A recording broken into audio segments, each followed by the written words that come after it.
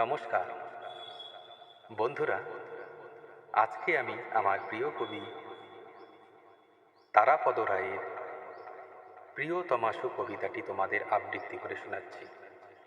তার আগে আমার প্রিয় কবি সম্পর্কে তোমাদের কিছু বলতে চাই।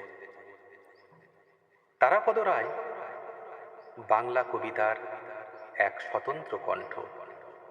তার কবিতায় হাস্যরস, ব্যঙ্গ, আত্মবিদ্রূপ এবং তীক্ষ্ণ সামাজিক পর্যবেক্ষণ একসাথে মিশে থাকে।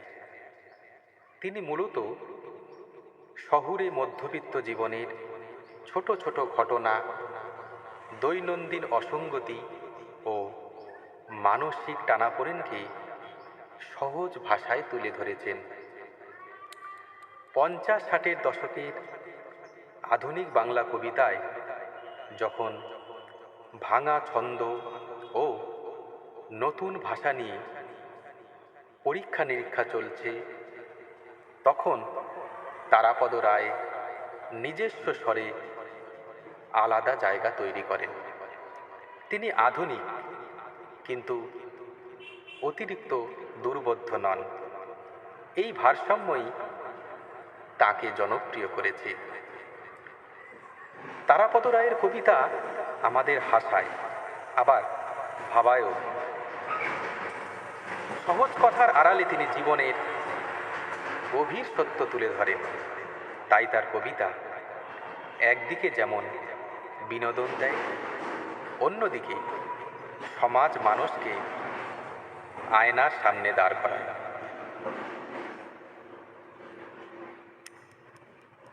প্রিয়তমাশু তারাপদ রায়। অনেকদিন পর কাগজ কলম নিয়ে বসে প্রথম একটা চাঁদের ছবি আঁকি, সঙ্গে কিছু মেয়ে। তারপর যথেষ্ট হয়নি ভেবে গোটা তিনেক পাখি। ক্রমশ একটা দেবদারু ও কয়েকটা কলা গাছ। অবশেষে অনেকগুলি ছায়াসহ একটা বিড়াল। এইসব একে একে তবুও কাগজের নিচে 4 আঙ্গুল জায়গা বাকি থাকে। সেখানে প্রথমে লিখি শ্রীচরণেষু, তার নিচে সবিনয় নিবেদন,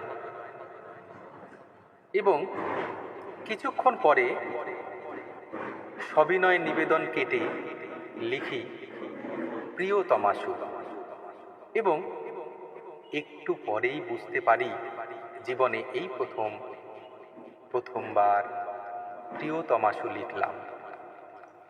প্রিয়তমাশু,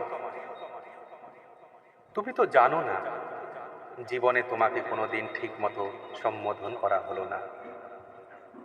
প্রিয়তমাশু, তুমি তো জানো না, জীবনে তোমাকে কোনোদিন ঠিক মতো ভালোবাসা হলো না।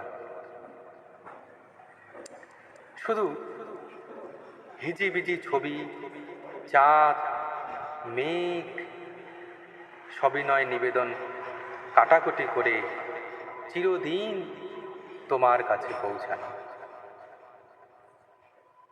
নমস্কার।